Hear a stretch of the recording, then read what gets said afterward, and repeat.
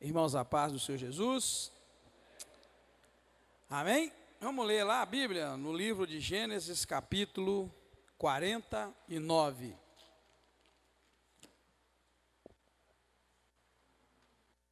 Gênesis, capítulo 49, vai trazer para nós um único assunto, que será Jacó abençoando seus filhos.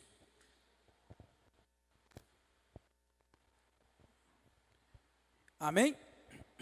Diz assim, Gênesis 49. Depois chamou Jacó a seus filhos e disse: Ajuntai-vos para que vos anuncie o que vos há de acontecer nos dias vindouros. Ajuntai-vos e ouvi, filhos de Jacó. Ouvi a Israel, vosso pai. Rúben, tu és meu primogênito, minha força e as primícias do meu vigor, o mais excelente em alteza e o mais excelente em poder. Turbulento como águas, não serás o mais excelente, pois subiste ao leito de teu pai. Subiste à minha cama e a desonraste. Simeão e Levi são irmãos. As suas espadas são instrumentos de violência. No seu conselho não entre a minha alma. Com a sua congregação, minha glória não se ajunte, pois no seu furor mataram homens, e na sua teima aleijaram touros. Maldito seja o seu furor, pois era forte, e a sua ira, pois era dura, e eu os dividirei em Jacó, e os espalharei em Israel. Judá, a ti te louvarão os teus irmãos, a tua mão será sobre o pescoço de teus inimigos, diante de ti se inclinarão os filhos de teu pai. Judá é um leãozinho, subiste da presa, filho meu. Encurva-se e deita-se como leão e como leoa. Quem o despertará? O cetro não se arredará de Judá, nem o bastão de autoridade de entre seus pés, até que venha Siló, e a ele obedecerão os povos. Ele amarrará o seu jumentinho à vide, e o filho da sua jumenta à videira mais excelente. Lavará suas vestes no vinho, a sua capa em sangue de uvas. Os seus olhos serão mais escuros do que o vinho, e os seus dentes mais brancos do que o leite. Zebulon habitará no litoral e servirá de porto para navios. O seu termo se estenderá até Sidom. Issacar é jumento forte, deitado entre dois fardos. Viu ele que o descanso era bom e que a terra era deliciosa, e baixou o ombro à carga. Sujeitou-se ao trabalho e serviu. Dan julgará o seu povo, como uma das tribos de Israel.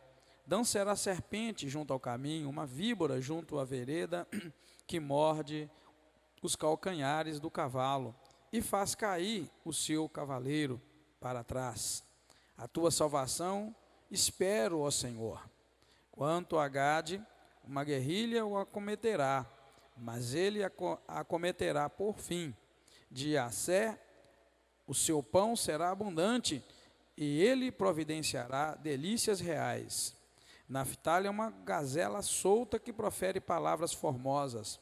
José é um ramo frutífero junto à fonte, cujos galhos se estendem sobre o muro. Os flecheiros lhe deram amargura, o flecharam e perseguiram.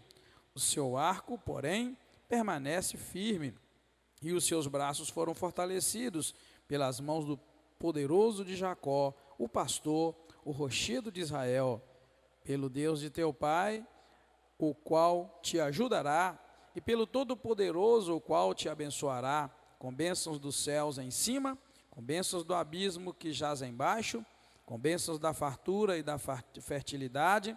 As bênçãos de teu pai excederão as bênçãos dos meus pais até o cume dos montes eternos.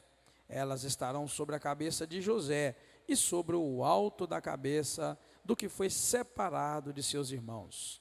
Benjamim é lobo que despedaça. Pela manhã devorará a presa e à tarde repartirá o despojo. Todas estas são as 12 tribos de Israel. E isto é o que lhes falou seu pai quando os abençoou. A cada um deles abençoou segundo a sua bênção. Depois lhes ordenou, dizendo: eu estou para ser reunido ao meu povo. Sepultai-me com meus pais na caverna que está no campo de Efron, o Eteu, na caverna que está no campo de Maquipela, fronteiro a Manre, na terra de Canaã, a qual Abraão comprou de Efron, o Eteu, com aquele campo como propriedade de sepultura. Ali sepultaram a Abraão e a Sara, sua mulher. Ali sepultaram a Isaque e a Rebeca, sua mulher. E ali eu sepultei a Lia. O campo e a caverna que está nele foram comprados aos filhos de Et. Acabando Jacó de dar estas instruções a seus filhos, recolheu os pés na cama, expirou e foi reunido ao seu povo. Amém, irmãos? Todos nós, irmãos, na verdade, temos fatos para lembrar. E a gente faz de tudo para relembrar as coisas que nos aconteceram. Mas agora, o que me chamou a atenção é o fato de que Jacó juntou seus filhos não para lembrar fatos, mas para contar para eles o que ia acontecer no futuro. Então eu queria saber se algum de nós aqui, irmãos, nessa noite, está em condições de chegar e reunir nossos filhos e falar para eles: olha, meus filhos, eu estou aqui para dizer para vocês o que vai acontecer. O que chama isso? Vamos lá. Se a gente disser para alguém o que vai acontecer, qual a palavrinha que a gente dá para isso? Como é que isso chama? Hein? É fé também. Profecia, tá? Alguém falou profecia por lá de lá? Isso, o irmão que também disse. Sabe, irmãos, talvez você leu isso aqui e não se deu conta, mas a Bíblia diz assim: depois chamou Jacó a seus filhos e disse: ajuntai-vos para que vos anuncie o que vos há de acontecer nos dias vindouros. Ele estava aqui profetizando para cada um de seus filhos, tá? Ele não estava aqui lembrando do passado. Olha, eu quero lembrar para vocês que eu conheci a mãe de vocês e eu gostei dela, e que aí eu pedi o pai dela em casamento, mas o pai dela me cobrou 7 anos de serviço, e que depois de 7 anos, ao invés dele me dar a mulher que eu amava, ele me deu uma outra. Não, irmão, ele não estava ali. Ele não reuniu os filhos para contar histórias do passado. Ele disse: eu vou anunciar para vocês o que vos há de acontecer nos dias vindouros, nos dias que vão vir. Então, irmãos, eu chamo a atenção aqui para esse detalhe, para o detalhe dos pais terem condições de chegar para os seus filhos e dizer o que vai acontecer. E não apenas a gente ficar nas historinhas passadas, porque a maioria de nós gosta muito de história passada. E é terrível. As pessoas vão ficar lembrando: ah, mas a igreja naquela época, não é assim? Ah, mas a igreja, mas naquela época o país era bom. Mas naquela época, ô irmão, vou te dizer uma coisa: desgruda do passado, porque o passado já era. Sabia? Hein? Quem aqui já ouviu alguém dizer assim?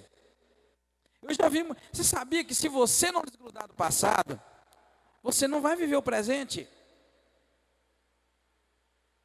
Eu já encontrei muita gente que cantava e que louvava a Deus na igreja, mas que não andou, ficou parado lá, sei lá nem quando, e só fica lembrando. Aí quando a gente reúne um grupo, né? Quando a gente reúne uns grupos, aí aquelas pessoas se destacam, mas só destacam com o passado. E aí fica lembrando: porque naquela época, ô gente, a gente precisa esquecer aquela época, porque aquela época já não volta mais. Amém, irmãos? Já não volta, a vida segue, O Senhor segue operando, a igreja segue viva, a igreja segue cheia da graça. A gente precisa acompanhar os tempos. Muita gente enterra seus talentos, muita gente enterra a sua fé junto com o talento, porque fica naquele negócio do passado. Gente, o passado já era. Eu queria que cada um de nós pudesse chegar na velhice e pudesse dizer para os nossos filhos: olha, eu estou morrendo, mas eu queria dizer para vocês o que vai acontecer com vocês daqui a uns tempos. E não ficasse: olha, eu queria lembrar vocês, mas era uma época muito boa. Que época. Quem aqui já ouviu dizer uma expressão: naquela época que a gente amarrava cachorro com linguiça? Quem lembra, né? Não é? Muita gente já ouviu isso. Tem gente que está agarrado na época do cachorro com linguiça. Você amarrava o cachorro com linguiça e o cachorro não comia linguiça. Gente, agora é outra época. É outra época. O cachorro nem come mais linguiça, hoje come ração. Naquela época o cachorro comia resto de angu, comia osso. Agora ele só não dá osso para o cachorro, que se der osso para o cachorro ele morre. Os cachorros mudaram. E a gente continua lá na época do passado. Querido, desperta. Desperta. A fé nossa, ela é renovada a cada manhã. Essa é a verdade. Deus não faz 2 dias iguais. O dia de hoje, daqui a pouco, acabou, meu camarada. Quando você deitar na cama e dormir, apaga, aquele dia já era. Amanhã será um novo dia. Deus tem algo novo na hora que você levanta. Deus já preparou uma unção nova para um dia novo. Então esquece do dia de hoje. Eu não me apego ao passado, irmão. O passado meu passou, ele não vai voltar mais. Por isso que você deve fazer muito bem no presente. Sirva ao Senhor bem hoje, porque da manhã a coisa já muda, já passou. Eu gosto de olhar para trás e ver. Eu não me arrependo de nenhum dia meu no passado. Porque desde o dia que eu aceitei Jesus, a minha vida é servir a Deus na casa do Senhor. Então eu estou muito feliz. Se eu bater as botas agora, eu bato tranquilo. Eu fiz aquilo que o meu coração desejou. Escolhi servir a Deus e sirvo a Deus desde a minha mocidade. Escolhi servir a Deus e sirvo a Deus. Eu não escolhi servir a Deus e sonho em servir a Deus. Eu escolhi servir a Deus e sirvo a Deus. Tem uma história para contar, mas só que chegar no final da vida, a gente não vai viver de história. O homem de fé, ele não vai viver de historinhas passadas. O homem de fé, na hora de morrer, ele tem condições: olha, sentam perto de mim, que eu vou contar o que vai acontecer com vocês. E aí disseram muito bem os 2 irmãos, que disseram que a palavrinha ali é profecia. Jacó sentou, chamou seus filhos: ajuntai-vos a mim e vos anunciarei o que vos há de acontecer nos dias vindouros. Ô irmão, velho gosta de contar história. Quem tem velho em casa sabe disso, tá? Tem alguém que tem velho em casa aí? Nós não temos direto, não, mas de vez em quando nós temos velho em casa, né, Nasceu? E velho gosta de contar história. E às vezes a história, até eu já sei todas elas. Eu sei todas. Velho gosta de contar história. Mas eu queria falar para você de um velho chamado Jacó, que ele reuniu seus filhos na hora de morrer e não contou história. Ele disse: eu vou dizer para vocês o que vai acontecer com vocês. E começou a profetizar, tá? Ele começou. Agora, uma coisa que me chamou a atenção, logo depois nos versículos seguintes, é: o pecado pode remover as pessoas das posições de liderança que elas ocupam no reino de Deus. E tem gente que costuma dizer por aí: porque os planos de Deus não são frustrados. Porque Deus chamou, e depois que Ele chama, e depois que Ele unge, Ele não tira a unção, Ele não tira. Vigia, porque Deus tira até a primogenitura se alguém pecar. Sabia? Tem gente que acha que Deus te chamou para sei lá o quê, acabou, você vai morrer aquilo. Vigia. Vigia, porque nós vamos encontrar aqui um camaradinho chamado Rubem, que ele perdeu o direito de primogenitura, ele perdeu o direito de liderança. O primogênito era um líder, sabia? O primogênito era um líder sobre a casa do seu pai, sobre a casa, sobre os seus irmãos. Ele liderava, ele tinha uma ocupação de liderança. E a Bíblia me diz que esse camarada perdeu o direito de primogenitura dele, porque ele cometeu um pecado. Então, se Deus tira até um direito que para nós seria irrevogável, qual que é? Eu fui o primeiro a nascer, então o direito de primogenitura é meu. E se Deus tira isso de alguém por causa do pecado, eu queria que você entendesse: Deus tira muita coisa de mim, de você, se nós resolvermos viver uma vida de pecado. Tá, irmão? Eu queria que vocês tirassem da cabeça, não sei onde eles arrumaram esse trem, que Deus te dá uma unção, te chama para uma coisa e nunca mais acabou, você morre com aquilo, você pode pecar, você pode fazer o que quiser. Não, não é bem assim. Não é isso que nós estamos encontrando na Bíblia. Se alguém tiver coragem de ler a Bíblia e gostar de ler, abra lá em 1 Crônicas 5:1 e leia para nós, bem alto quem puder. Quem gosta de ler a Bíblia, 1 Crônicas 5, versículo 1. Está vendo, irmão? Eu não conto história, estou falando a verdade para você. O irmão acabou de ler para nós ali, olha, os filhos de Rúben, primogênito de Israel, e na Bíblia dele nem fala primogênito, o filho mais velho de Israel, ou seja, Rúben, o primeiro filho de Israel, era ele o primogênito. Era ele o primogênito, era ele o que tinha liderança, era ele o que tinha a honra de ser o primeiro. Mas, quando desonrou a cama do seu pai, quando ele deitou com a madrasta dele e teve relação sexual com a madrasta dele, Deus ficou muito bravo com ele. Então Deus fez o quê? Tirou dele esse direito e deu para dois camaradas, que sabe o que era? Nem era filho de Jacó, eles eram netos de Jacó. Então, querido, Deus vive o tempo todo quebrando paradigma, quebrando fábulas, quebrando historinhas que os homens inventaram, sabe para quê? Inventaram história para distorcer a palavra de Deus. Deus não brinca. Se o homem pecar, ele tira a tua coroa. Mas a coroa que eu quero dizer não é sua esposa não, tá? Porque na minha época também tinha um tal de, né? A esposa era a coroa, né? Nada disso. Deus, ele tira tudo, porque ele tem direito e ele pode. Não tem regra de homem ou regra que a gente goste, que Deus não quebre. Se ele quiser, ele quebra. Ele é todo poderoso, amém, irmãos? Ele é soberano ou não é? Deus é soberano ou não é? Ele é soberano. E você precisa deixar que ele seja soberano na sua vida também. E não viaja na maionese e não pensa que Deus é esse Deus que as pessoas dizem por aí. Está aqui, ó, os filhos de Rúben, o mais velho, o filho mais velho de Israel, era ele o primogênito, era. Mas quando desonrou a cama de seu pai, a sua primogenitura foi dada aos filhos de José, filho de Israel. De modo que na genealogia não pôde ser contado como primogênito. Está vendo? Diante da lei dos homens, quem nasce primeiro, nasce primeiro. Diante da lei dos homens, quem é primogênito é primogênito. Mas diante de Deus, bengou. Deus descarta. Por que nós estamos colocando isso? É para você ver que o pecado pode remover posições de liderança. Deus pode fazer isso, e Ele faz, porque Ele é poderoso e Ele tem essa liberdade, tá?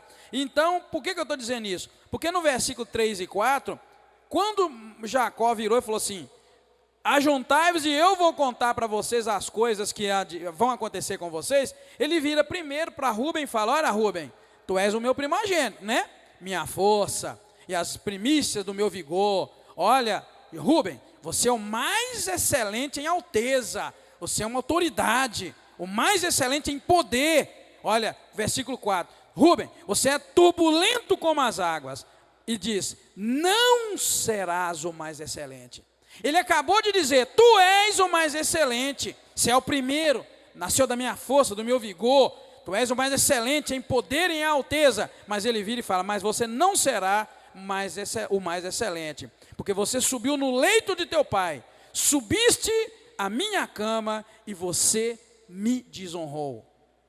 Tem gente que pensa que pai pode ser desonrado. Tem gente que pensa que pai pode ser desobedecido, que pai é qualquer pessoa. Pode ser qualquer pessoa para mim e para você, mas para o eterno Deus Todo-Poderoso não é. Amém, irmãos? Não existe estudo de família melhor do que esse dentro da Bíblia que nós estamos dando. Está vendo as encrencas de família? E se você quiser, você pode abrir a Bíblia lá atrás, você vai ver que no momento em que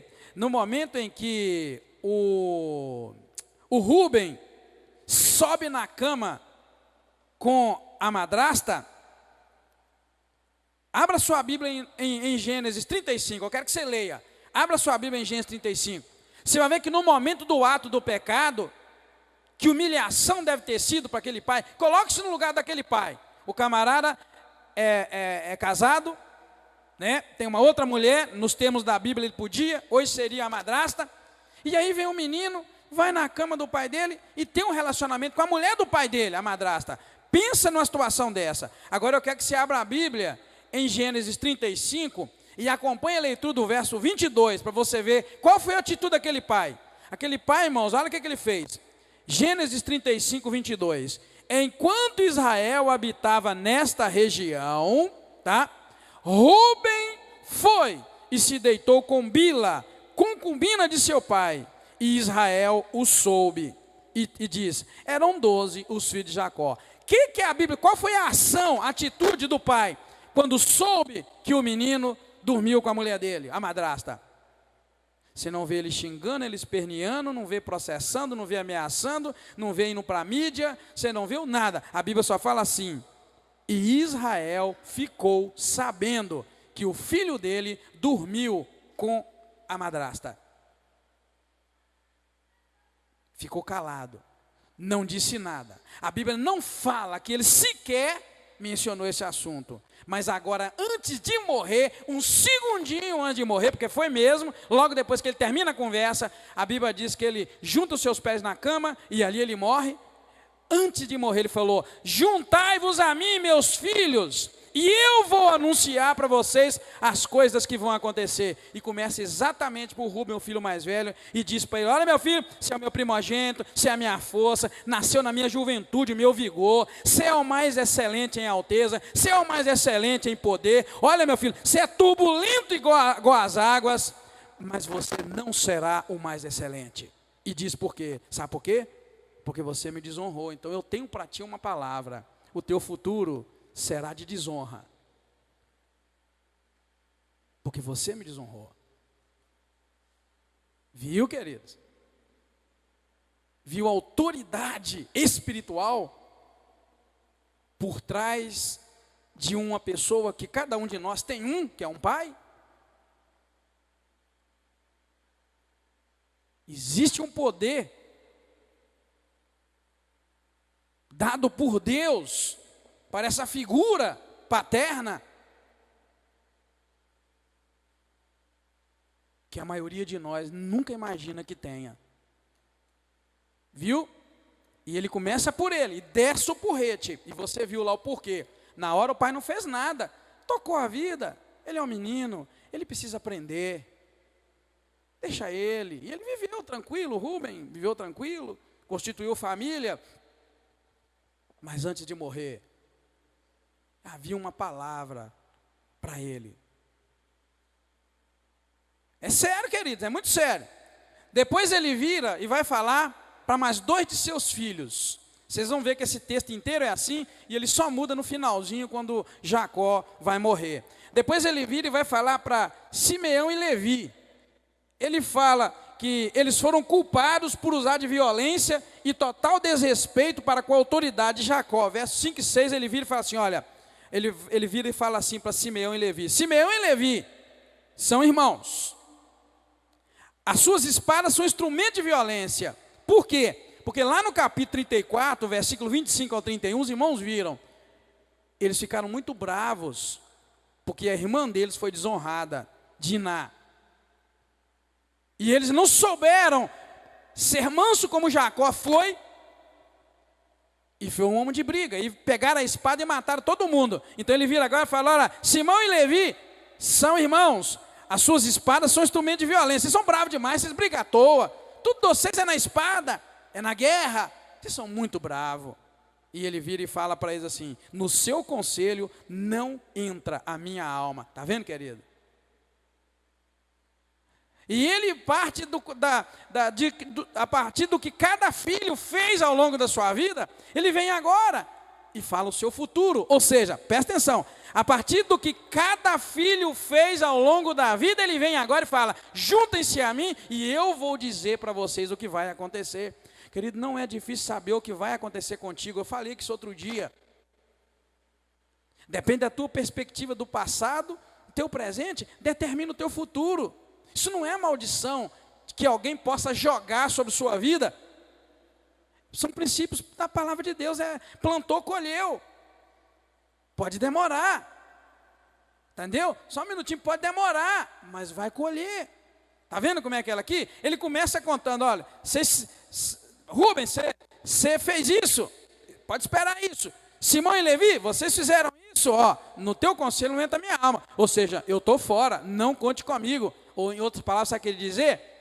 A bênção de meu avô, Isaac. Desculpa, a bênção do meu pai, Isaac.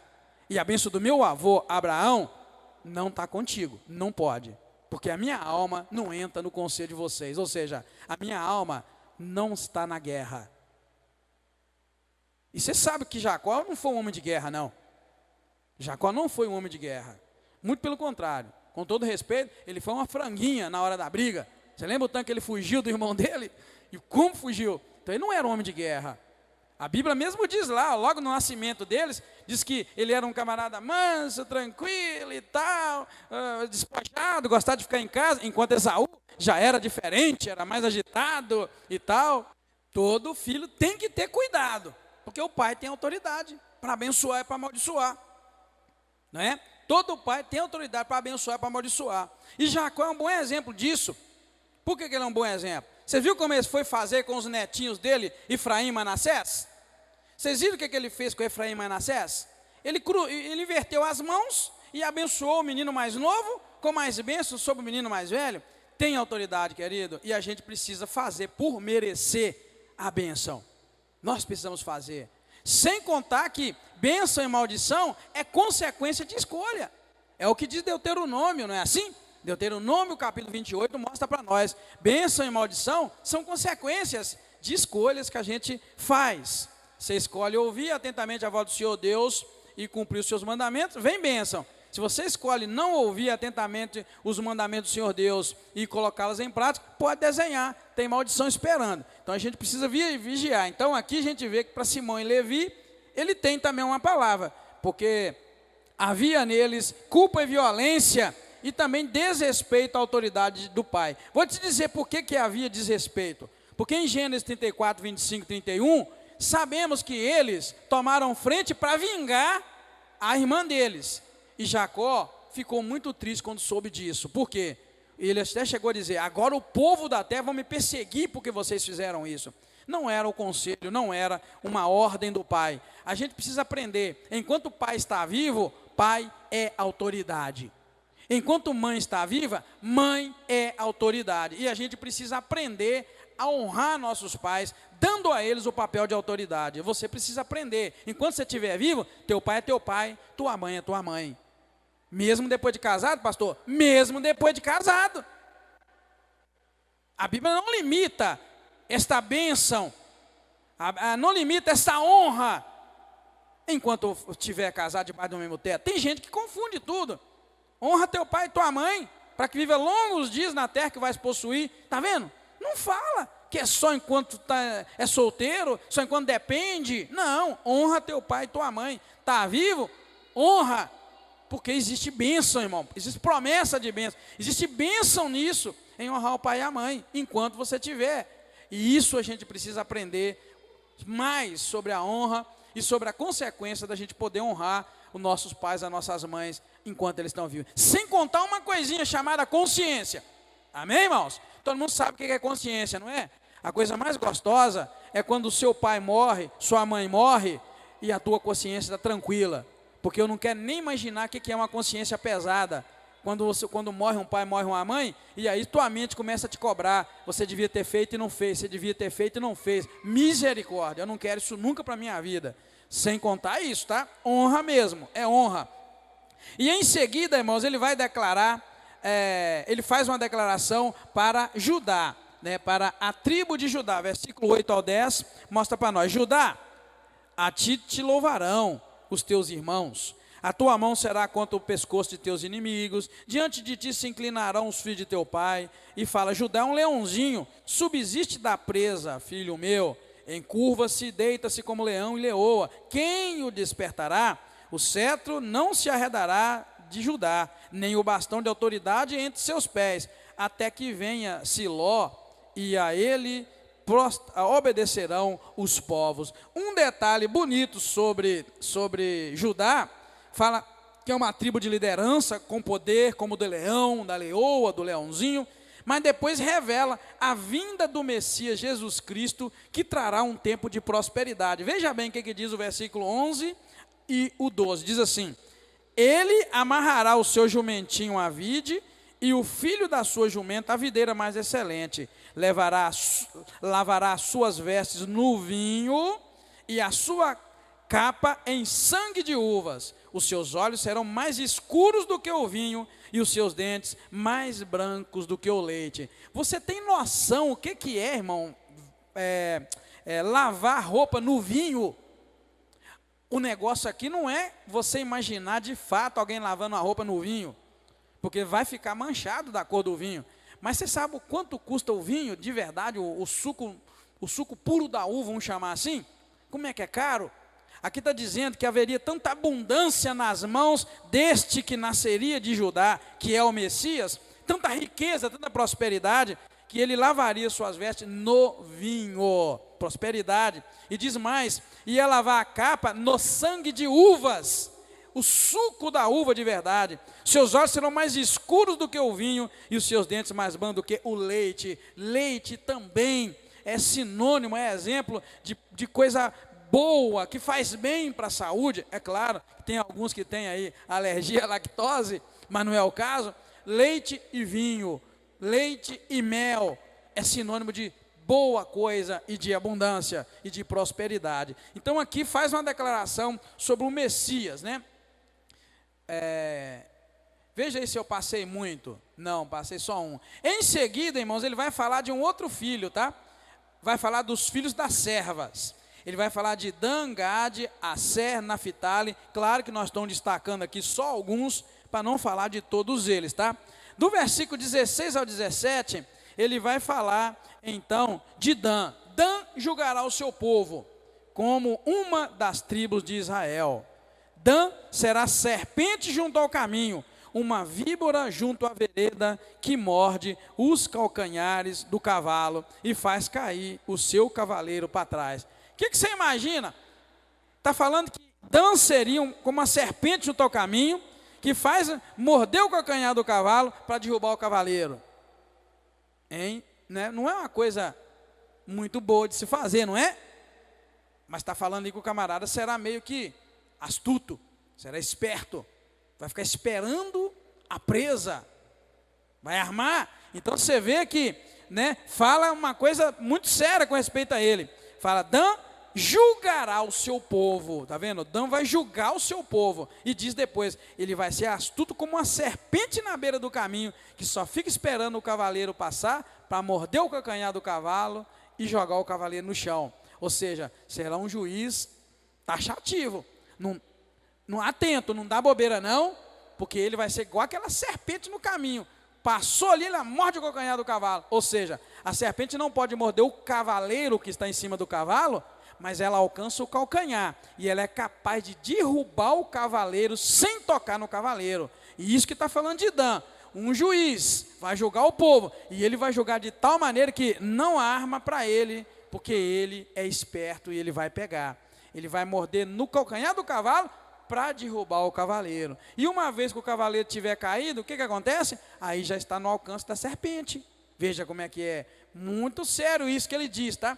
Depois ele vai falar de Gade, dos versículos 18 e 19, fala assim, apesar que o versículo 18, ele acaba clamando ao Senhor, fala, tua salvação espero ao Senhor. Depois no 19, quanto a Gade, uma guerrilha o acometerá, mas ele a acometerá por fim. Está falando que Gade seria exposta aos ataques, a tribo de Gade, e de bandos saqueadores, mas ele ia lutar e ia vencer. Ou seja, eles seriam atacados, mas uma guerrilha ia cometê-lo, ia atacar, mas ele ia lutar, e lá no final ele ia conseguir vencer, tá? Depois ele vai falar do versículo 20, de Aser, versículo 20, o seu pão será abundante, e ele providenciará delícias reais. Está dizendo o que desse menino aqui, ó? Que ele seria uma tribo produtiva, seria uma tribo rica. Aqui está falando de pão, de Assé, o seu pão será abundante, ou seja, vai ter muita comida na casa de Assé, na tribo de Assé. Quem aqui já foi um dia na roça e não tinha riqueza nenhuma numa casa, mas tinha abundância de comida? Quem já foi? Eu já fui demais. As pessoas não tinham luxo nenhum. Ô irmão, como é bom ir numa casa assim. A pessoa não tinha luxo nenhum, mas tinha abundância de alimento. As pessoas tinham saúde, se olhava todo mundo muito bem. Tinha leitinho, tinha muita galinha e porco, e tinha, enfim, tinha arroz, tinha tudo básico, verdura, aquela horta bonita lá no fundo do quintal, produzindo muito, muito, muito o ano inteiro. Então, querida, é mais ou menos aquilo ali que está dizendo, olha, o seu pão será abundante. E diz uma coisa a mais, e ele providenciará delícias reais, ou seja, ia ser tão produtiva que alimentaria reinos e reis, bênção de Deus, tá? Depois aqui, vai falar para Naftali, no versículo 21, quando diz, Naftali é uma gazela solta que profere palavras famosas, tá vendo? Ó? Amante da liberdade, faria lembrar os servos, porque fala aqui da gazela. A gazela, os irmãos sabem mais ou menos o que é, não de ver, mas nós sabemos o que é uma gazela, né? Assim, irmãos, a gente sabe o que é. Então, aquele animal, o cervo, a gazela, é um bicho até bonito quando ele está solto lá no mato. Quem já viu o viadinho, a viadinha lá no mato? Estou falando do animal, tá? Vigia, viu, Fred? Estou falando do animal lá. Quem já viu? Não é bonito? Não é um bicho que anda salteando, é salteando que fala? É, pulando. Você vê que é uma expressão da liberdade. É uma coisa bonita. Então a gente vê que ele seria isso quando comparado com a gazela, né? Com uma gazela. Amante da liberdade, fazendo lembrar os servos ou fazendo lembrar as gazelas, como aqui traz no versículo 21, tá? Agora tem um detalhe, irmãos, que me chamou a atenção. Para cada filho, ele falou um versículo ou falou 2. Nós só pegamos alguns dos filhos. Mas para José, ele usa 5 versículos. E para José, ele fala uma longa ou uma larga e maravilhosa profecia que vai do versículo 22 ao 27. E começa dizendo que José era e seria sustentado por Deus. Ele diz assim, de José, ele fala, José é um ramo frutífero. Olha bem, que bênção. Por que será que ele não tem coisa muito ruim para falar de José? Por que será que antes de morrer, ele não falou a mesma coisa? Olha, José, você é meu primogênito, ou poderia dizer, você é meu último filho, José, ou meu penúltimo, desculpa, né, porque depois tem Benjamim. Olha, José, você é um dos meus filhos mais novos. Ô, José, eu gosto demais de você, porque eu já estava velhinho. Então, José, eu te abençoo. Não, irmão, com José foi diferente. Não teve como cortar José na bênção. Por que não teve? Porque Jacó não podia mentir na hora da bênção. E como ele foi um bom filho, Jacó não podia cortar dele direitos. Jacó não podia amaldiçoar. Jacó não podia dizer dele nada de mal, porque não havia como. Lembra lá que o pastor Estevão sempre gostou de dizer para nós aquele texto da palavra de Deus que diz que maldição sem causa não tem efeito? Jacó poderia chegar aqui agora e amaldiçoar José se ele quisesse. Mas não tinha efeito, não tinha causa. É por isso que se você tiver guardado debaixo das asas do Todo-Poderoso, se você tiver com uma vida direita, uma vida reta, uma vida santa na presença do Senhor, deixa as pessoas te amaldiçoarem. Não entra, não cai. Hein? Não, se o povo é temente a Deus, se você é temente a Deus, se você está com a vida guardada nos esconderijos do Altíssimo, se você é como Jó, quando Deus virou, viste meu servo Jó, homem justo, homem íntegro, o inimigo pode tentar, não vai te acertar. Por que não vai te acertar? Porque não tem jeito. Você não notou isso? Eu notei. Quando chega em José, ele fala uma profecia maravilhosa, mas não tinha nada para dizer de José. Vai olhar a historinha de José para você ver. Desde novo, a Bíblia diz que ele vivia com seus irmãos no campo e trazia mais notícias dos irmãos para o pai. Olha, pai, meus irmãos não estão fazendo a coisa direito, pai. Ô, pai, o que o senhor vai fazer? Os meninos estão fazendo besteira. Era esse o menino que cresceu. Depois, quando ele começou a ter aqueles sonhos que ele contou, os irmãos ficaram com ódio dele, mas o José continuou um bom filho. Depois ele lutou contra todos eles, que os meninos eram maus, mas ele viveu bem. Você já viu aí algum jovem que a desculpa dele para ir para o mundo é porque os coleguinhas levou? Eu não entendo por que os coleguinhas levam para o mundo. Os irmãozinhos de José não levaram José para o pecado, não. Ele continuou um bom menino, cresceu um bom menino.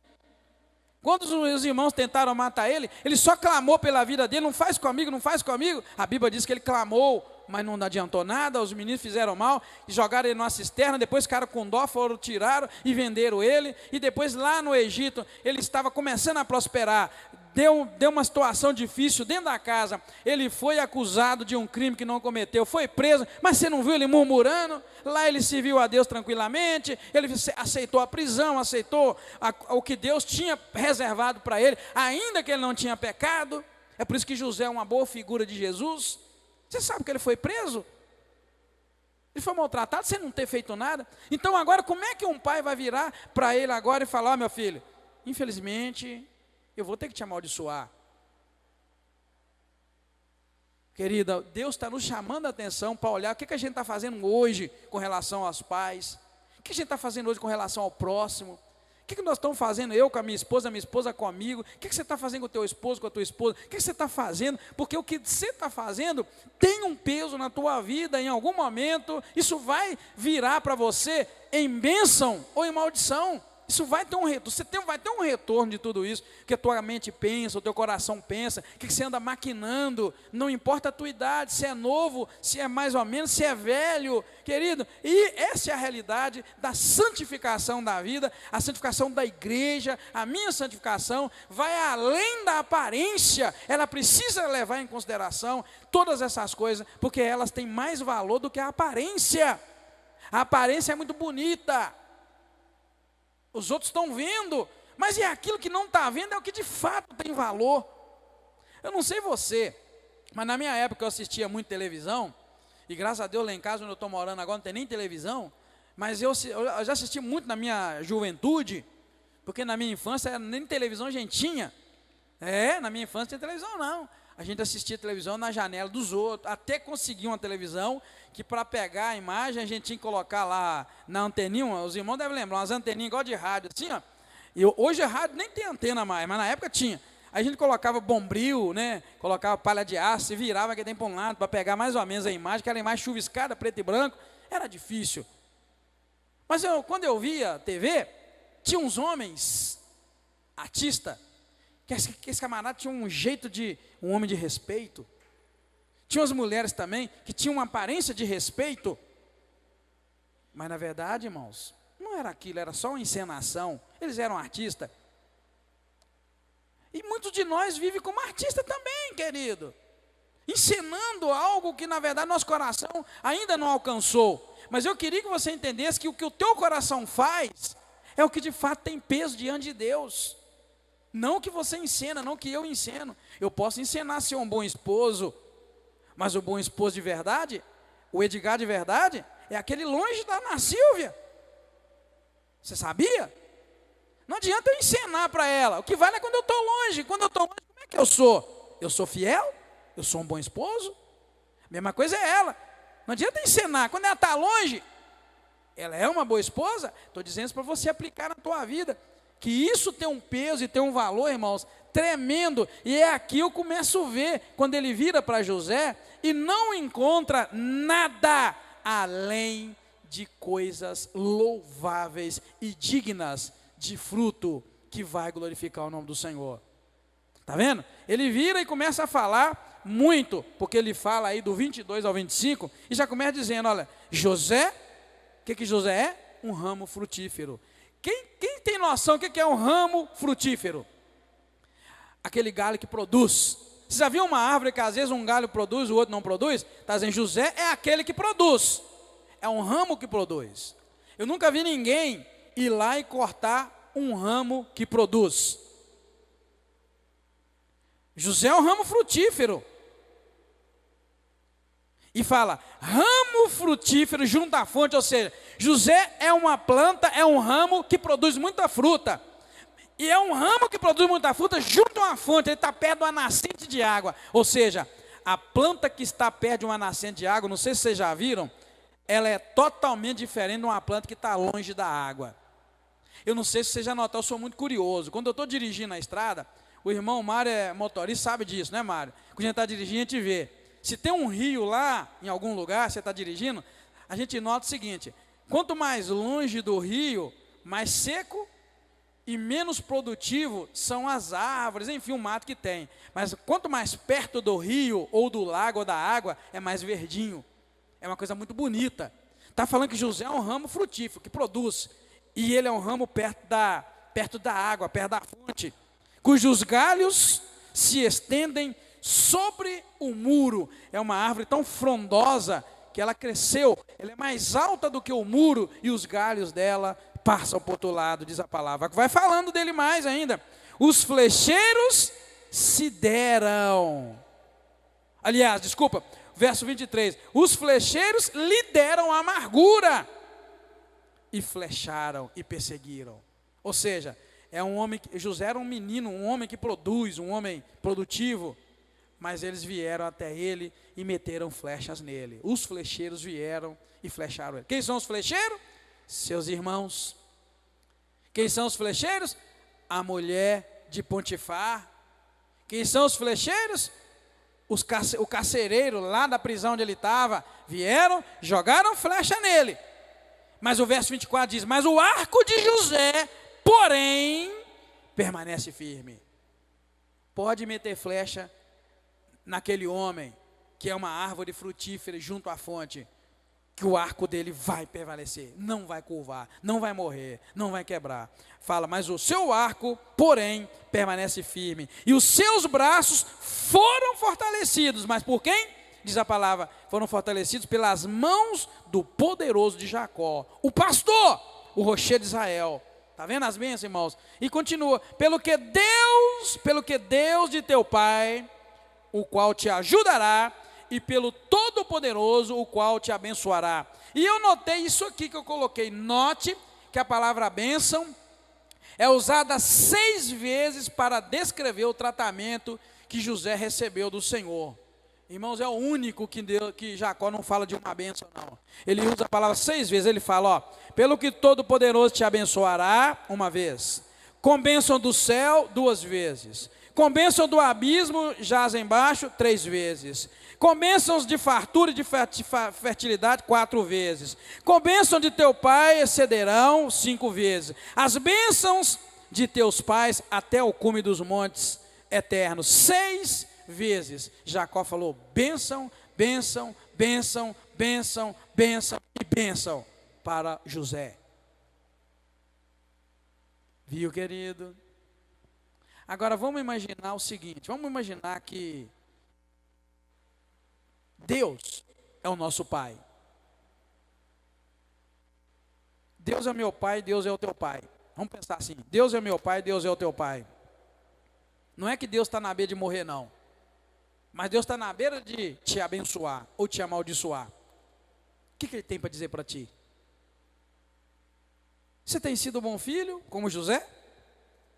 Para receber bênção, bênção, bênção, bênção, bênção, bênção? Ou você é como Rubem, é como Simeão e Levi? Pare e pensa. Deus é o teu pai, não é Jacó agora é Deus. O que você fez? O que você fez ao longo da vida vai determinar o que Deus vai dizer de ti agora, ou daqui a pouco, ou daqui a um tempo. O que Ele vai dizer de ti? É por isso, queridos, que eu aprendi a levar pancada. É por isso que eu aprendi a ser humilhado e não humilhar. É por isso que eu aprendi, pode apontar o dedo em mim e falar publicamente aqui na igreja, onde você quiser, pode. Eu aprendi, sabe por quê?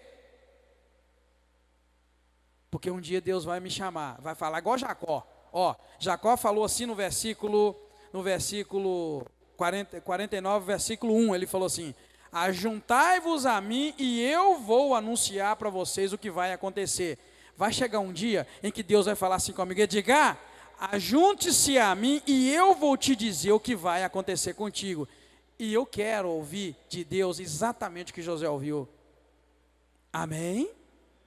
Mas tem gente que não entende isso. Tem gente que quando alguém levanta contra ele, ele pula dessa altura e já está brigando, está xingando, está amaldiçoando. Eu aprendi. Um dia Deus vai falar, diga, junte-se a mim, que eu tenho umas coisas para dizer que vai acontecer contigo muito em breve.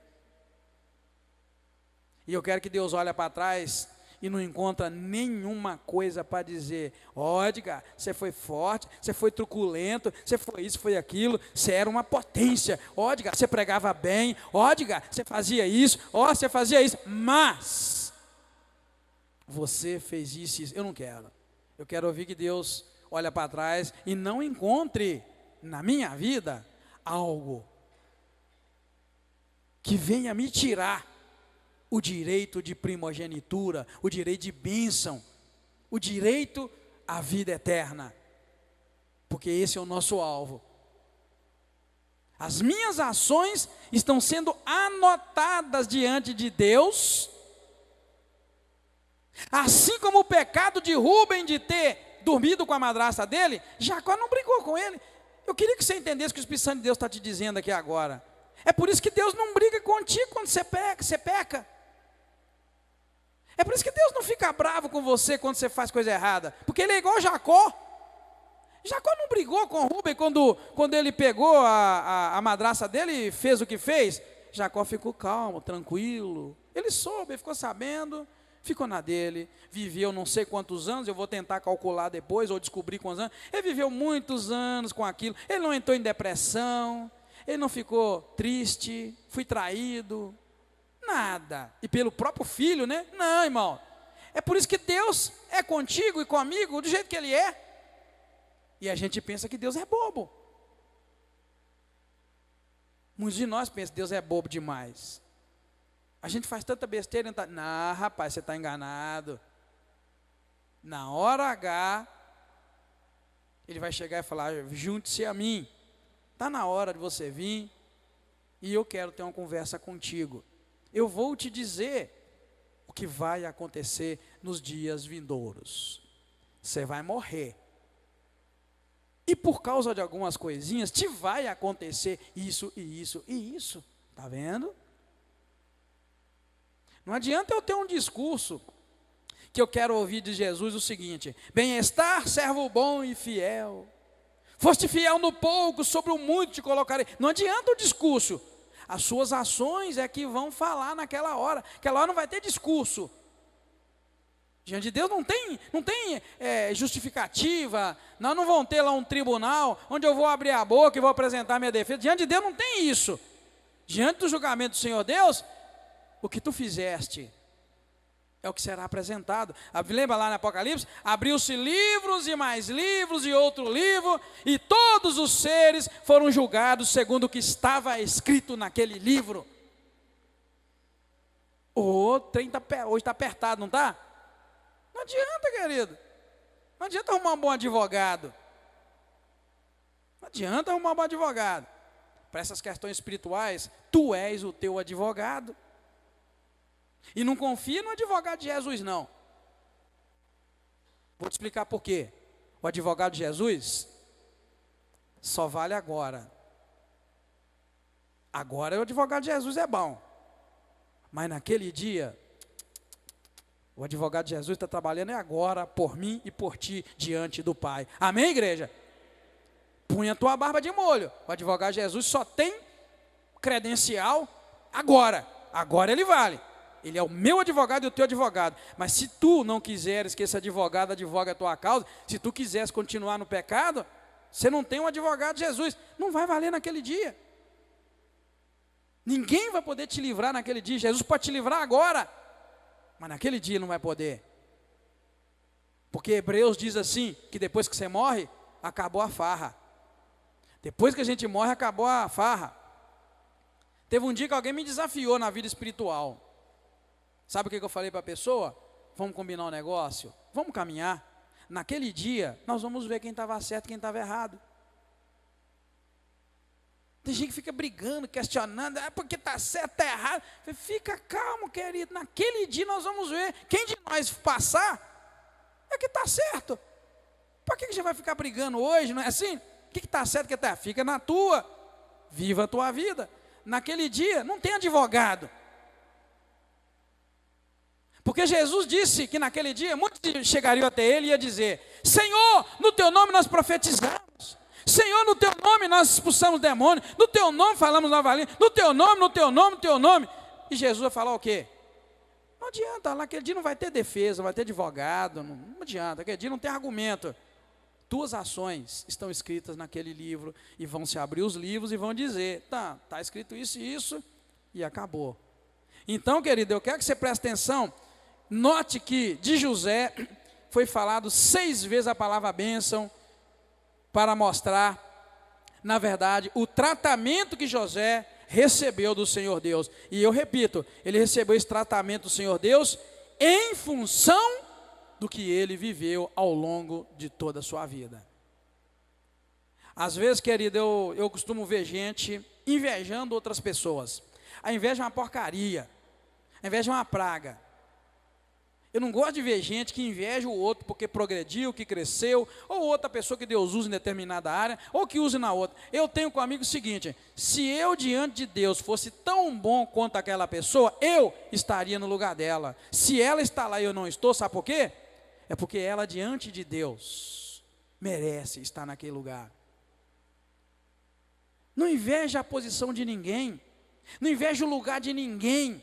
Não inveja os bens de ninguém, não inveja a inteligência de ninguém, não inveja a capacidade de ninguém. Para com isso. Tu tens o que os teus atos dizem diante de Deus que você merece, e se você fizer por merecer, Ele vai te exaltar.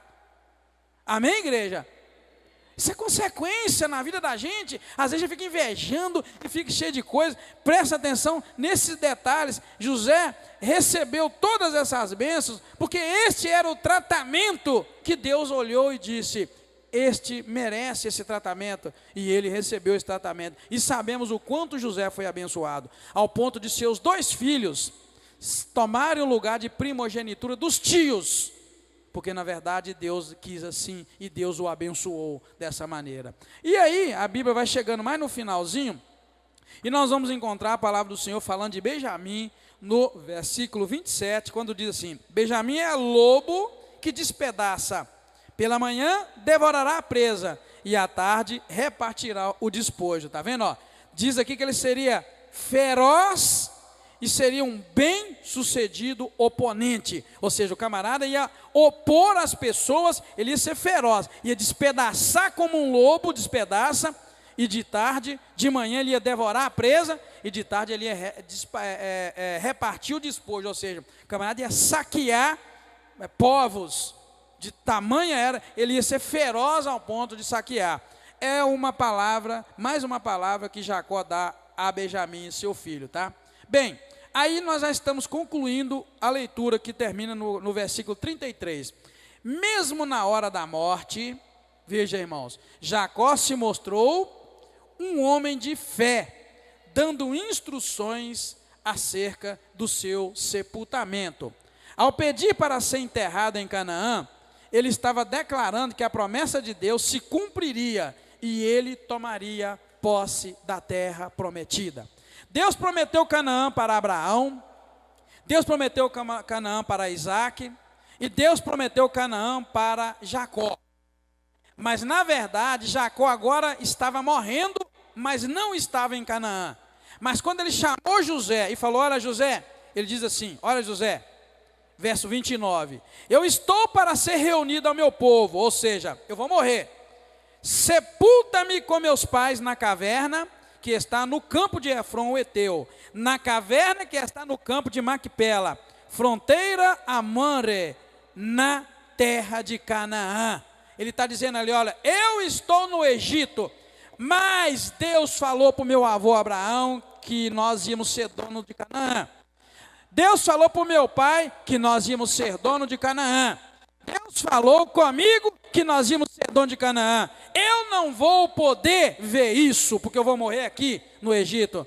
Mas eu quero te pedir uma coisa, eu morro aqui, mas me enterra lá em Canaã, porque aquela terra é minha, porque foi prometido por meu pai, por meu avô, e eu creio que Deus vai cumprir. Amém, igreja? Veja, querido, que tanto de coisa boa que Deus está te falando essa noite. Veja que quanta coisa boa Deus está te falando, para nos ajudar a mudar de vida, a comportar melhor, como crente, como filho, como pai, como mãe, como esposo, comportar melhor como namorado, como namorada, como noivo. Por falar em esposo e esposa, nós temos 2 esposos novinhos ali, né, ali, ó. Diz o Igor que nem está acostumado ainda, não conseguiu chamar a esposa não, né? Eu brinquei, e aí, como é que tá? Aí ele falou, não deu nem para acostumar a falar esposa ainda, pastor, mas vai acostumar. Querido, Deus está te ensinando isso, seja um bom esposo, uma boa esposa, porque isso tem valor diante de Deus, no dia que Deus for te cobrar suas ações. Então veja bem, ao pedir para ser enterrado em Canaã, ele era um homem de tamanha fé que ele estava dizendo, olha gente, não se cumpriu no meu dia, nem do meu pai, nem do meu avô, mas vai cumprir, porque Deus falou e Deus vai fazer acontecer. Você é capaz, querido, de ter tamanha fé? Hoje em dia as pessoas creem muito pouco, as pessoas só creem em carro, só creem em casa. Mas eu queria te chamar a atenção para crer numa terra prometida, chamada céu, vida eterna, vida com Deus, na presença de Deus, depois de morrer. Eu queria que você tirasse os olhos dos bens materiais, da Canaã terrestre. Eu queria que você tirasse os olhos e voltasse para a Canaã celestial. É ela que tem valor para a tua vida e só vai entrar lá quem vive em paz e quem vive em santidade, porque a Bíblia diz, segui a paz com todo e a santidade, sem a qual ninguém verá a Deus, aleluia, amém, igreja?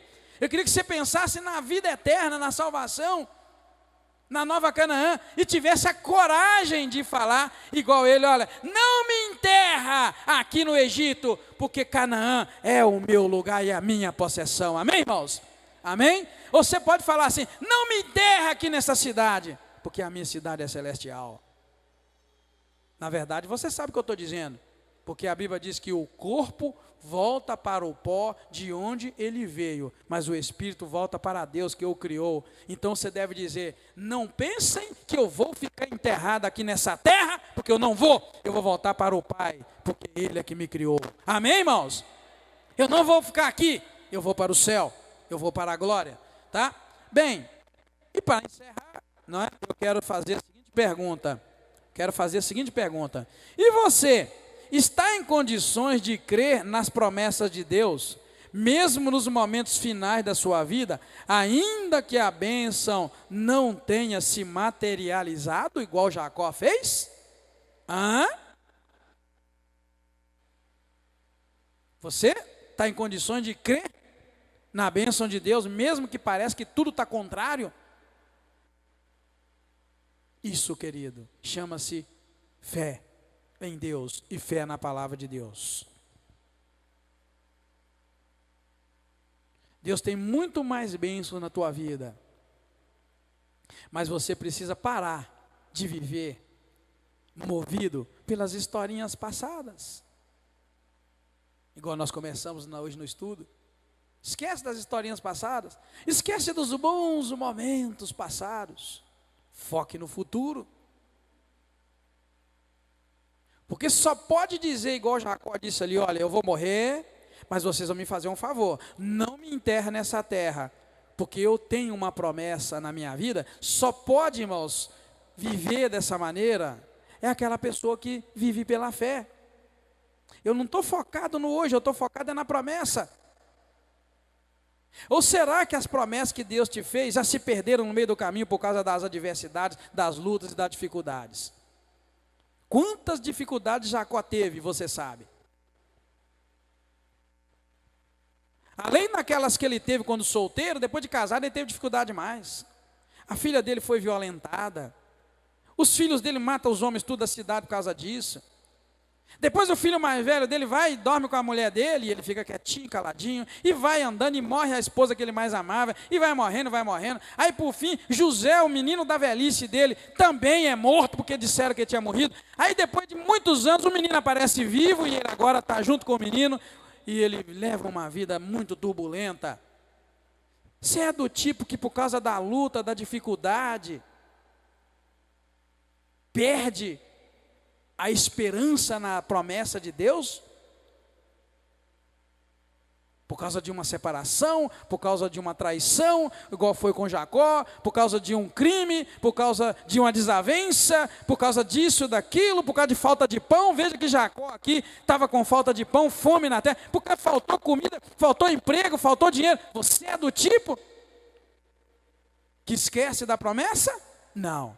Jacó estava peregrino em terra estranha, mas ele estava focado na promessa e disse: não enterra o meu corpo nessa terra, porque eu tenho uma garantia de herdar uma terra, e eu quero que me enterrem lá na terra onde eu vou herdar. Deus disse que eu ia herdar.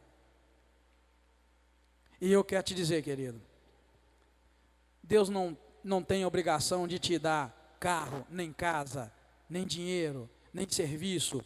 Deus pode não te dar serviço, pode te dar nada. Deus pode deixar você precisar de comida que os outros te dê. O que Deus quer mesmo em ti, sabe o que é? Ele quer te dar uma terra prometida, Canaã, o céu. Esquece das outras coisas e glorifica a Deus. Isso tudo passa. Paulo disse, para não correr atrás de uma coroa corruptível, para não correr atrás de bens materiais que se corrompe, corrói, destrói. Quem aqui já teve alguma coisa em casa de aço, de ferro, e com o passar dos anos foi ver que estava tudo corroído e podre? Quem já teve alguma coisa? Eu já tive. O aço corrói, as coisas materiais corroem, pudrecem, mas as coisas espirituais, que eles são eternas. Por isso eu queria que você focasse na tua vida eterna com Deus, ou na tua vida eterna com o demônio, com o capeta, com Satanás, lá no lago de fogo e enxofre, porque é para lá que estamos indo. Estamos indo para o céu ou estamos indo para o lago de fogo e enxofre, reservado para Satanás, os seus anjos e os seus seguidores? E as tuas ações é que dizem para onde ou onde vais passar a eternidade.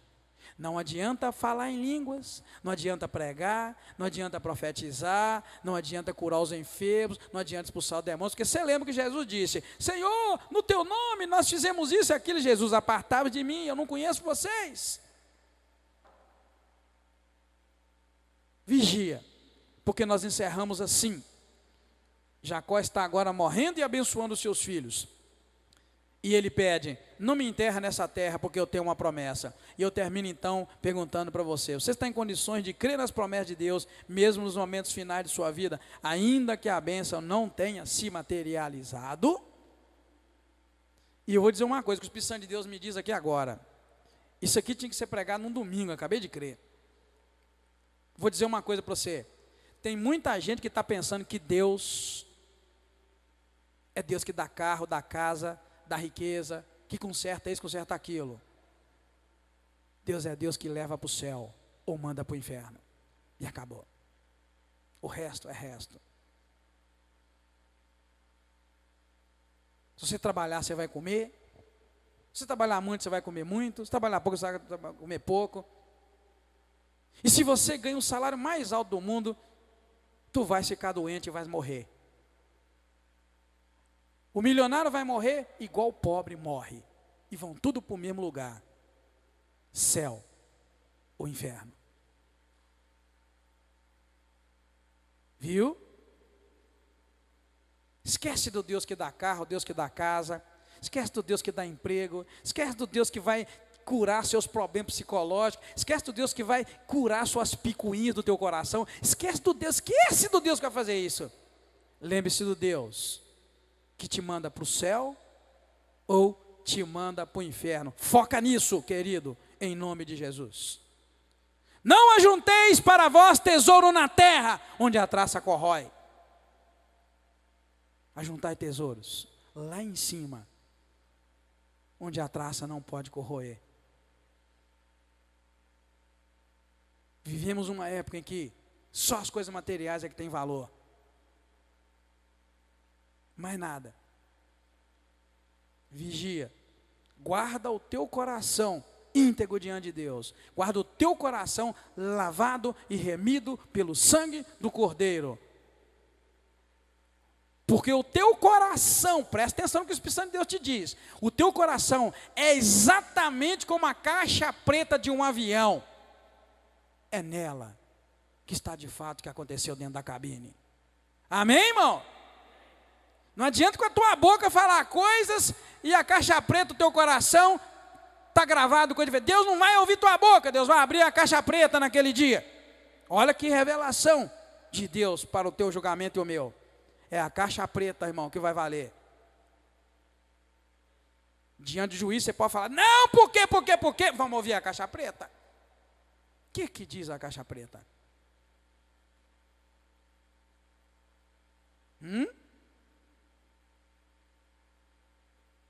Céu e inferno. É isso que Deus tem reservado para mim e para você. Lembra lá o que a palavra diz? Louco! Hoje mesmo pedirão a tua alma. E o que tu tens? O que adianta você ter juntado no celeiro e guardado e adquirido, mas tem um coração corrompido pela maldade, pela malícia, pelo pecado? Não vamos perder o nosso tempo, querido. Não vamos perder. Vamos ser como Jacó. Jacó disse assim, diz a palavra no verso 33.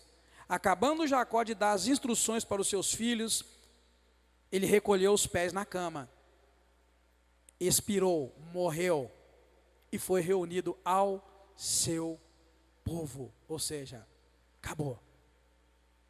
Homem de fé. Antes de morrer, falou, olha, eu tenho uma promessa. Não me enterra aqui porque eu tenho uma promessa. Canaã. E aí a Bíblia diz que ele recolheu os pés na cama, expirou e dormiu. E morreu. É assim que vai ser contigo, vai ser comigo.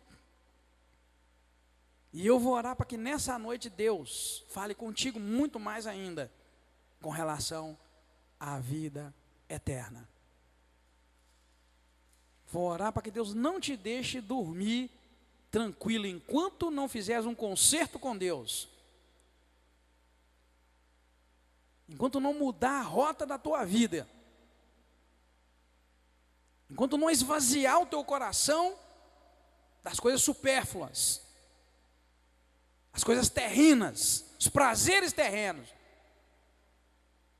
Vou orar para que tua alma seja quebrantada, que haja amargura de espírito por causa da corrupção do coração. Que haja quebrantamento, haja conversão de fato, e que você tenha o selo do Espírito Santo de Deus para a vida eterna, porque é isso que vale. Amém? Deus te abençoe e te guarde em nome de Jesus. Só um aviso, que domingo é dia de ceia, tá?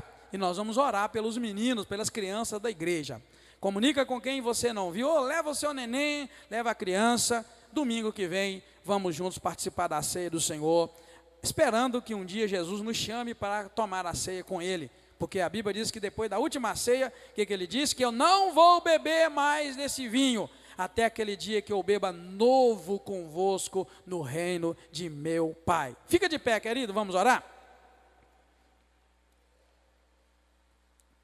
Agora, por favor, medita no que o Espírito Santo de Deus te disse. Esvazia-te de tudo que é mundo e descansa no Senhor Deus. Quando eu estou falando esvazia-te de tudo que é mundo, esvazia-te de tudo que é coisas deste mundo. Apresenta a Deus um coração voltado para Ele. Esqueça das coisas materiais, elas são passageiras. Deus cuida dos pássaros, cuida dos lírios lá no campo, das flores, e Ele cuida de ti. Portanto, põe o teu coração para agora agradar a Deus, e a partir de agora, foca teu coração para servir a Deus em espírito e em verdade. Pai querido, muito obrigado. Querido Espírito Santo de Deus, obrigado pela tua palavra. Querido Espírito Santo de Deus, obrigado pela repreensão do Senhor para a nossa vida. Obrigado, Senhor, pela chamada de atenção para nós voltarmos para o Senhor. Com o coração contrito, quebrantado. Deus, as bênçãos materiais não são nada diante das bênçãos espirituais. Meu Deus, a cura material, a cura física, emocional, sequer, meu Deus, se aproxima da cura espiritual, daquela alma lavada, remida pelo sangue do Cordeiro, que descansa em paz no Senhor. E eu quero pedir a Ti que faz uma graça, meu Deus, no nosso coração. Eu quero que cada vida que aqui está, não durma essa noite, enquanto não fizer um concerto com o Senhor genuíno, Senhor, verdadeiro, e que traga de volta cada vida, cada coração, para os pés da cruz de Jesus Cristo, que se voltem para o Senhor, ó Deus, reconhecendo o Teu domínio, a Tua soberania, o Teu poder. Eu coloco cada vida nas Tuas mãos, Senhor, em nome de Jesus. Obrigado por santificar o Teu povo, separar um povo para Ti, um povo, meu Deus, que não se alimenta das coisas materiais, mas que se alimenta das coisas espirituais. Obrigado porque temos a promessa de uma terra que o Senhor foi preparar. O Senhor disse que ia preparar morada para nós, para vivermos eternamente com o Senhor.